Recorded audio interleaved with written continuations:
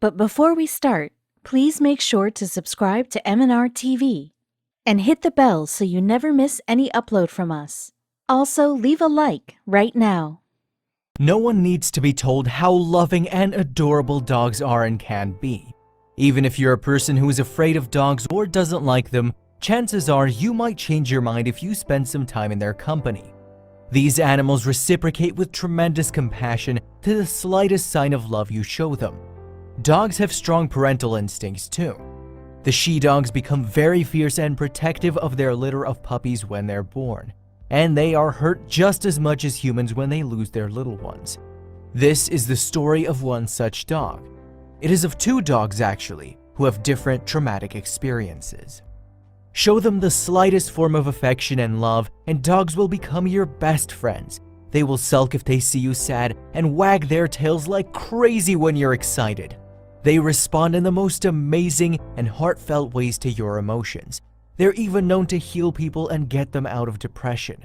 But what happens when it's the dogs who are depressed? People adopt pets, but some cruel ones who find that they're not ready to take on the responsibility abandon their pets. These dogs are known as owner surrenders. If the dog is lucky enough, some animal shelter agency might find them and put them up for adoption. But if the dogs find themselves in public shelters, more often than not, they are euthanized. Public shelters cannot refuse to take in an animal as law. It is because of this that they are overcrowded, and because of that a lot of animals are euthanized there. Chances are that if you leave your pet in an animal shelter, it will be put down within days. How does your pet spend those days?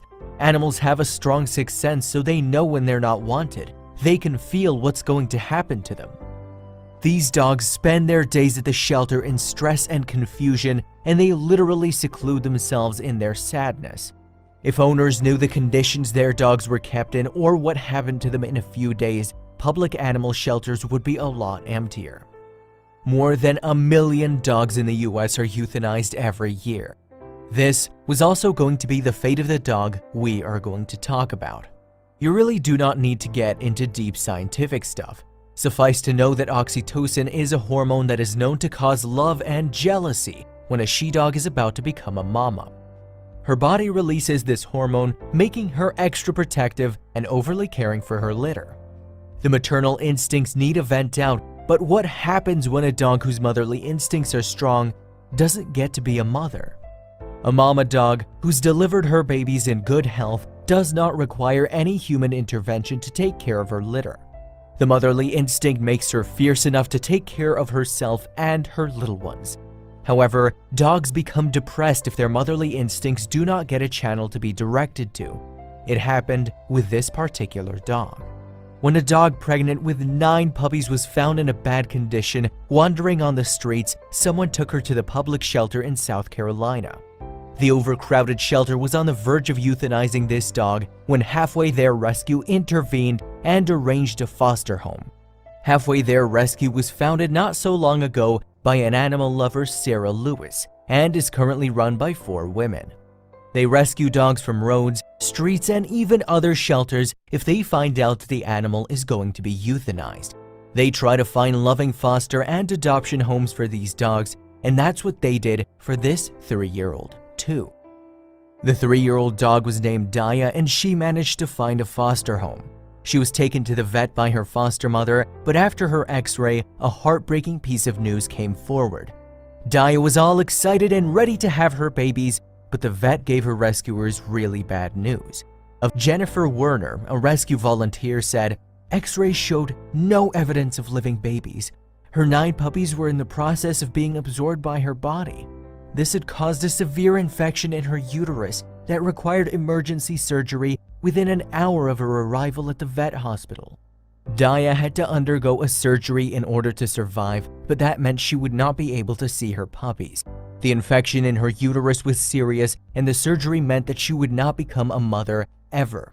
Under the anesthesia, there was no way for Daya to know what was happening, and when she woke up, expecting to be overwhelmed by a number of puppies, she was perplexed. Daya survived the surgery, but the bad news was that she was never going to be a mother.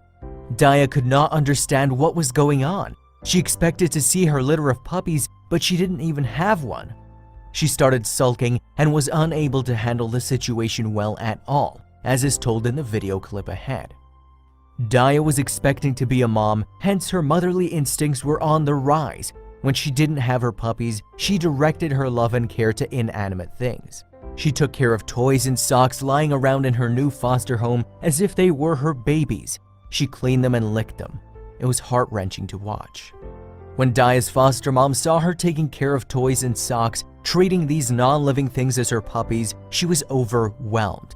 She liked dogs and was compassionate, but nothing had prepared her for handling a depressed she-dog.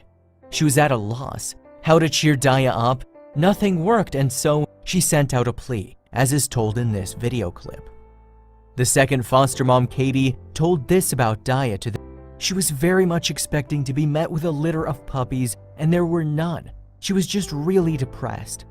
Her foster mom was watching that unfold and just said, "This dog needs help. She's not going to get over this." While this was Daya's life, there was a dog somewhere else going through a worse phase. Jennifer Werner explained she had a wonderful home to recover in, but her instinct had taken over with nowhere to direct her energy without her puppies. While everyone at the rescue was so happy that Daya had made it through surgery, we were heartbroken that she was missing her babies. She didn't understand what had happened to them. Somewhere, there was another dog in need of help. While Daya was in her foster home and the foster mom could not understand what to do, the rescue shelter got to know about a female pit bull puppy who had been hit by a car and abandoned. She was not well, had skin infections, and had one of her eyes ruptured. Rescue immediately rushed to her aid. One of the rescuers said, "I saw this gremlin of a dog. She just looks so pitiful. She has a ton of personality, but that has come with time. Because obviously when she came to us, she was very sick. When the vet saw her, he kind of looked at her and thought, oh, I can save her, but I don't know who will want her after this." Raisin's eye was mutilated and the vet could not recover it. He had to take Raisin's eye out and stitch the skin. Raisin was lonely and extremely thin for a 6-week-old puppy. Werner from the rescue center said, "Everyone knew that the puppy would survive with human intervention alone, but we had hopes that she could have the mama she was missing." Then they had an idea. The adoption agency put out a post. "Mama is having a hard time understanding that she's not actually a mom. We know she's struggling. An opportunity arose today to potentially make her a mama again. Is anyone willing to take them both for a few weeks?" It was Daya's sheer luck that Raisin was a puppy needing motherly affection, but were they going to be receptive to each other? Daya's and Raisin's foster mom, Katie Levins, told the dodo that as soon as she found out about these two dogs, "I came to Nick and woke him up in the middle of the night, said, 'We've got to do something.'" So they took both Daya and Raisin in. It was tough because Daya was emotionally broken and Raisin physically. Raisin was a recovering puppy. When she met Raisin, her foster mother said, "I mean, the photo was one thing, but then seeing her was another. I didn't even see Raisin because she was so tiny." But this was going to change. Raisin found a receptive and loving foster home. What did Daya feel? The foster mom said, "Daya was just immediately very receptive to the puppy. She just immediately started bathing her, licking her face and licking her ears. And when Raisin reciprocated that and started licking Daya's face, we were done and we were like, we know this is gonna work. This'll be great." But this was not it. Daya was to leave soon. Daya was a loving mom according to her second foster mother. She was very maternal. She took Raisin right in. Raisin was helping Daya heal, and Daya gave her all to Raisin.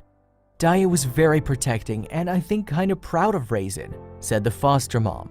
But what was to happen when Daya left? Here is Daya towering over Raisin as if daring anyone to take her little adopted puppy away from her, and Raisin, sure of her mother's protection, is carefree. There were other animals with whom Daya and Raisin used to hang around, but Daya, the protective and sort of possessive mother, was always only a step away from Raisin and would not let anyone near her. Since Raisin and Daya found each other, they couldn't be separated even in their sleep.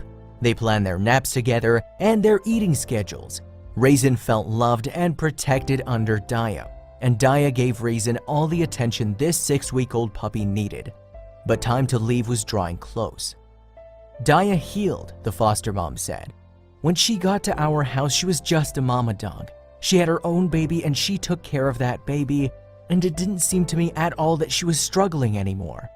Now that Daya had partially recovered, it was time for her to go home.